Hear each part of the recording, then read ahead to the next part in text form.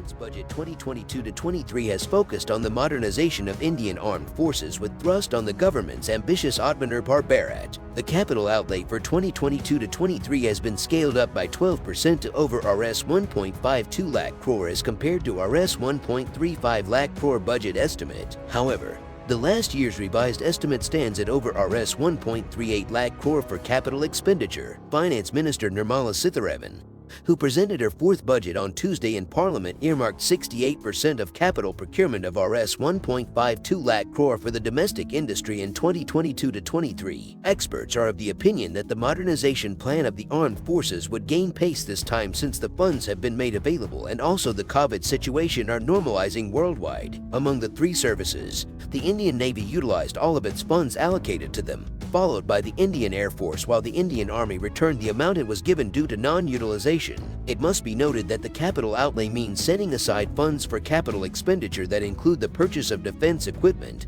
weapons, aircraft, warships, and other military hardware. Let's know how much money the three services received this year and the previous year. Indian Army, for the modernization process, the government allocated Rs 36,482 crore in the 2021-22 budget estimate, but it could not able to spend the fund and returned around Rs 11,105 crore. On being asked about the non-utilization of allocated funds, a senior official said that the COVID pandemic was one of the reasons for it. Since it could not use the full amount last year, its share of allocation has been reduced to Rs 32,015 crore from Rs 36,482 crore. Indian Navy, among all three forces, the Indian Navy is the only service that has been able to spend more than what it had got. In the 2021-22 budget, the Maritime Force had received Rs 253.55 crore and it managed to spend Rs 46,021.54 crore last year. This year, the Finance Minister gave Rs 47,591 crore into its kitty to acquire state-of-the-art weaponry systems. Indian Air Force, the IAF spent slightly lesser than what it had.